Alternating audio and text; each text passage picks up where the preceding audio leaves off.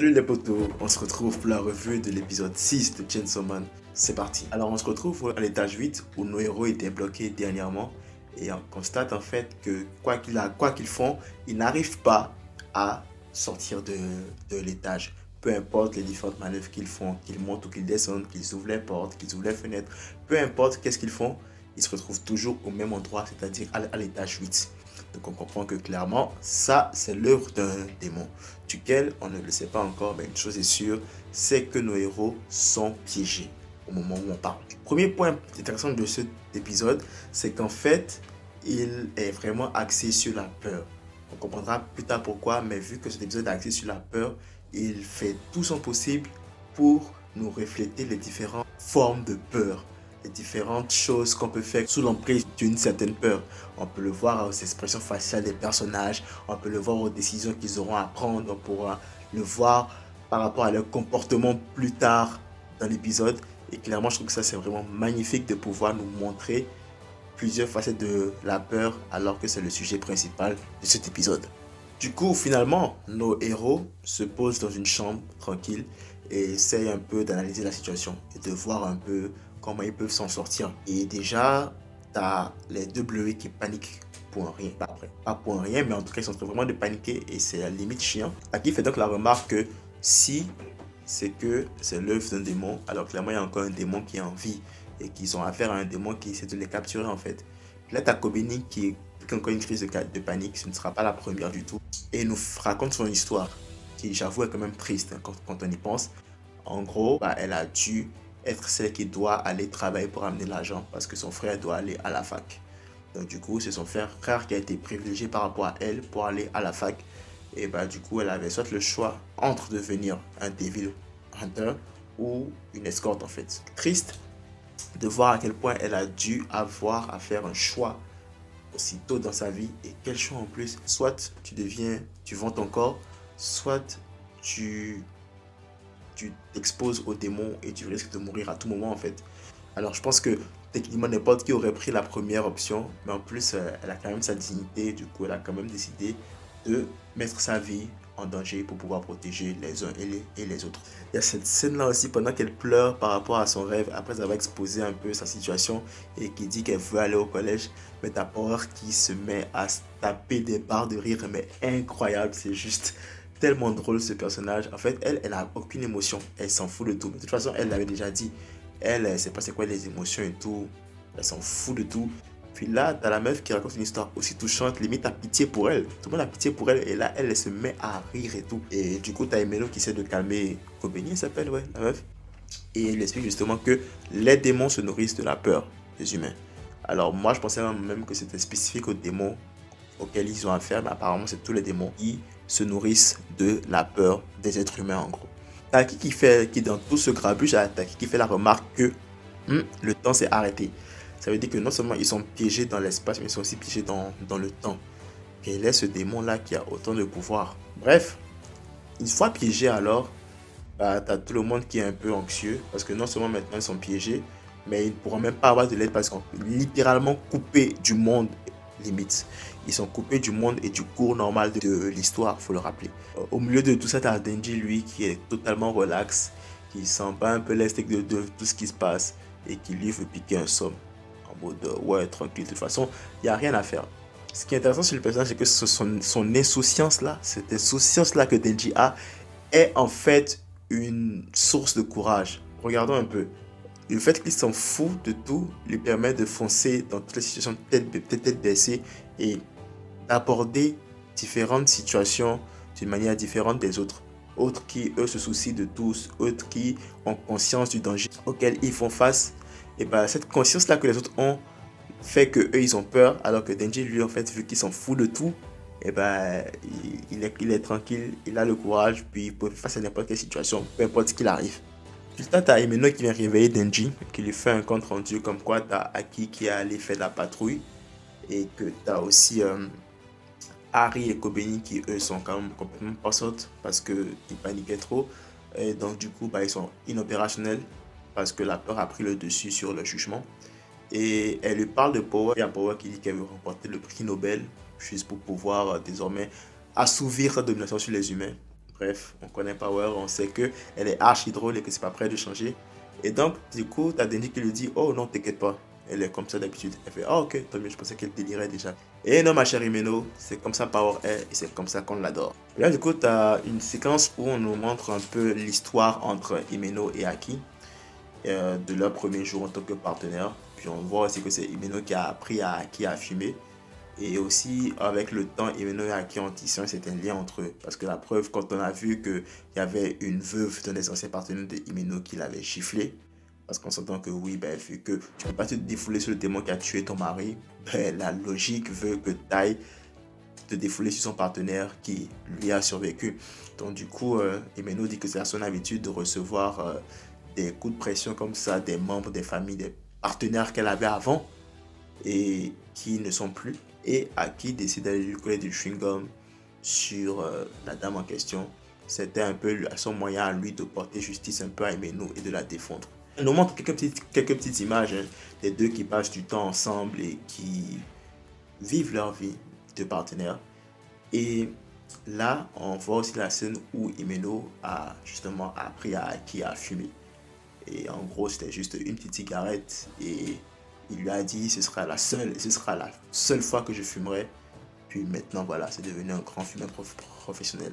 La seule fois est toujours la plus létale. On revient dans le cours normal de l'histoire. Et t'as Aki qui revient de sa patrouille et qui demande à fumer une clope normale. Et là, il a expliqué en fait que le démon qu'ils avaient tué l'épisode précédent, et bien en fait, il a grossi. Il est devenu beaucoup plus gros. Bon, je pense que le démon est devenu vraiment dégueulasse. Il est devenu vraiment répugnant. En tout cas, c'est vraiment pas beau à voir.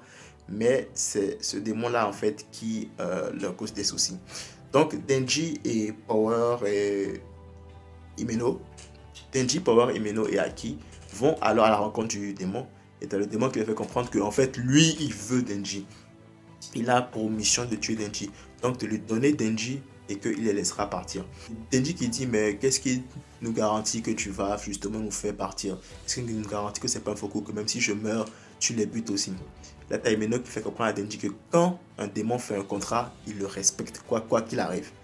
Alors donc, ce qui est intéressant, c'est quoi est-ce que ce démon-là, en fait, en veut particulièrement à Denji? Est-ce que le démon tronçonneuse Denji est quelqu'un de légendaire parmi les démons? Est-ce que Pochita, à la base, est un démon, un ancien démon qui faisait fureur parmi les démons? Bref, on ne sait pas encore, mais en tout cas, ce qui est sûr, c'est que ce démon-là a quelque chose en particulier avec Denji, et pour le moment, on ne sait pas c'est quoi. Du coup, tu as Kobeni qui arrive et qui essaie encore de tuer Denji parce que oui, elle se dit, ok, si c'est que Denji meurt, on est libre, et bah allons tuer Denji. Et là, il essaie de tuer Denji, mais il est très vite arrêté par Aki et Himeno. Là, du coup, c'est un peu la pagaille au sein de l'équipe, on va se le dire. T'as un côté qui veut tuer Denji et t'as un autre qui veut tuer, qui veut le protéger.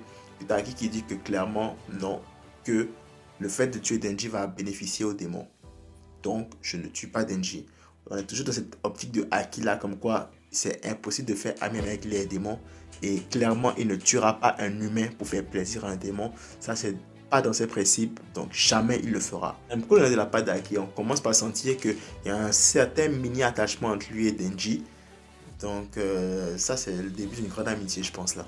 Aki propose de sortir son sabre et Himeno l'en empêche. Elle lui dit non, tu ne sors pas le sabre. Intéressant. Qu'est-ce qu'il y a avec le sabre de Aki en fait? Qu'est-ce qui se passe avec le sabre de Aki au point où Himeno lui refuse carrément de dégainer son sabre? De l'autre côté, tu as Power qui a bouffé toutes les ressources de l'équipe, les ressources qu'ils avaient trouvées en cherchant un peu partout. Mais ils avaient quelques petites réserves de nourriture et tu as Power qui a juste tout bouffé. Elle est incroyable cette fille-là. Vu qu'elle a tout bouffé, bah, Arai arrive, lui fait la misère, lui cause des noises dans la gueule.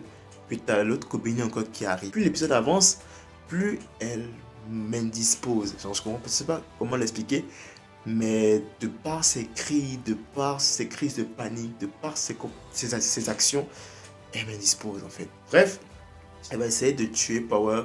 Et en fait, la peur et la détresse de Kobeni, je pense, ont alimenté le démon et l'ont fait gagner en puissance. Et du coup, le démon a commencé à repoursuivre Denji, Aki et Himeno. Et là, ça devient galère.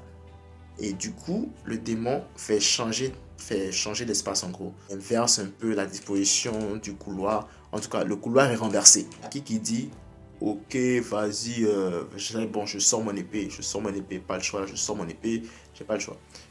Et là, du coup, Himeno l'arrête avec son bras fantôme et elle lui dit non, tu ne sortiras pas ton épée parce que si tu sors ton épée, eh ben, ça va te coûter des années de vie et tu ne peux pas encore mourir maintenant. Et elle dit Denji, désolé, mais tu vas devoir mourir. Alors, on comprend un peu le comportement d'Himeno, tu vois, Aki, c'est son partenaire de toujours. Elle a tissé un lien avec lui. Denji, elle le connaît à peine, tu vois. Donc, clairement, si elle doit faire un choix, elle va devoir choisir Aki, forcément. Et donc, si elle doit tout faire en son pouvoir pour protéger Aki, bah, elle va le faire. Elle n'a pas vraiment le choix. Donc, elle décide de mettre à mort Denji. Et du coup, tu as Arai qui vient l'arrêter. Et tu as Kobeni qui va essayer de poignarder Aki et de poignarder Denji. Mais Aki s'interpose. Donc Aki prend un coup de poignard en plein dans les côtes pour sauver Denji. Je ne sais pas si on se rend compte, mais Aki vient de protéger Denji. On parle du même Aki qui a passé Denji à tabac dans une ruelle.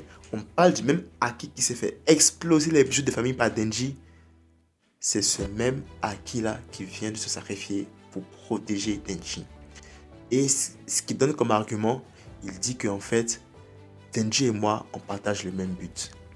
Denji a les capacités et a les couilles pour pouvoir affronter le démon des flingues. J'ai besoin de gens comme ça. Et pour ça, je ne tuerai pas Denji. Je ne laisserai pas Denji mourir. Peu importe ce qu'il arrive. Si c'est qu'il faudra protéger Denji, je le ferai, même au péril de ma vie. Parce que Denji est quelqu'un qui est capable de tuer le démon des flingues. C'est juste beau en vrai parce que ça montre un peu que la relation entre les deux a vraiment évolué avec le temps. Point où Aki s'interpose pour sauver Denji.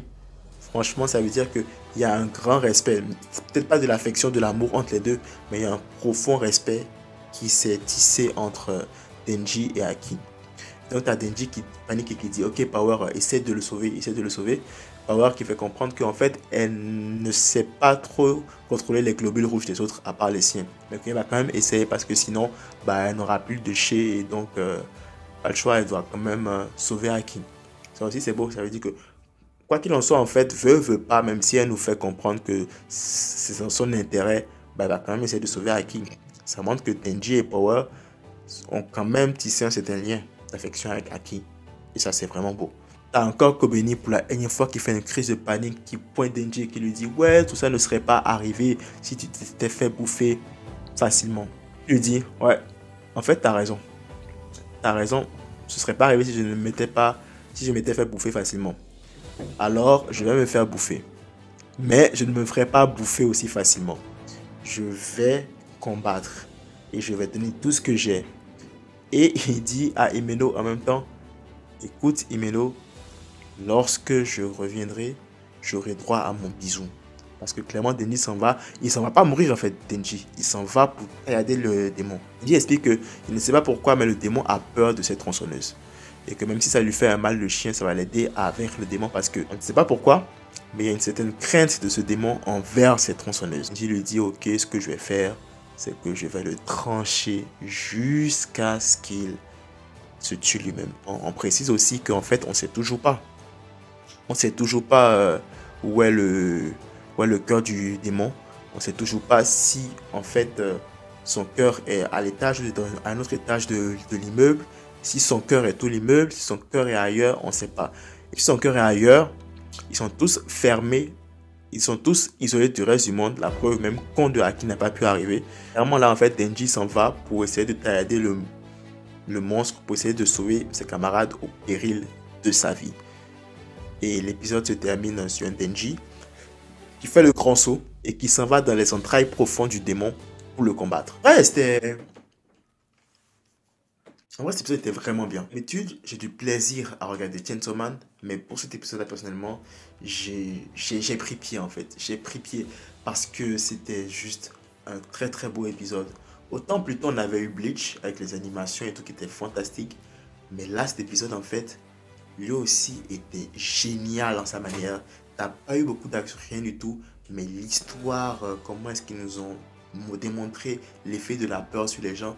Comment est-ce qu'ils nous ont montré les héros faisant face à une situation qu'ils ne maîtrisent pas. Et surtout, Denji qui prend enfin ses responsabilités de héros. Là, en fait, moi, c'est tout ce qu'il me fallait, en fait.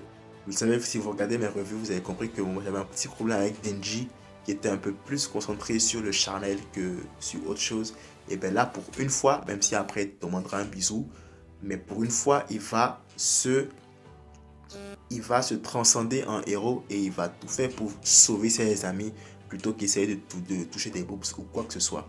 Ça, je trouve ça cool parce que là, enfin, Denji se développe en main character. Là, enfin, on voit le main character Denji. Là, enfin, on voit le héros de l'anime Chainsaw Man qui va prendre ses responsabilités et essayer de sauver ses camarades. L'épisode prochain, en tout cas, sera vraiment cool, je pense, parce que ce sera un épisode de combat. Donc là, on aura le Chainsaw Man qui va taillader tout ce qu'il voit. Et je pense que cet épisode-là, quand même, sera très épique. Il sera sûrement beau à voir, ça c'est sûr. Je ne sais pas pour vous, mais moi, j'ai très hâte pour le prochain épisode parce qu'on aura un Denji en mode super-héros et il va faire du sale parce que, à la clé, il y aura un bisou qui l'attend. Voilà, c'était tout pour la revue de cet épisode de Chainsaw Man. Si tu as aimé la revue, n'hésite pas à liker et à t'abonner si c'est déjà fait. Laisse un petit commentaire, tout ça fait toujours plaisir. On se retrouve la semaine prochaine pour la revue du prochain épisode. D'ici là, prenez tout soin de vous et de vos proches. Que la force vous accompagne.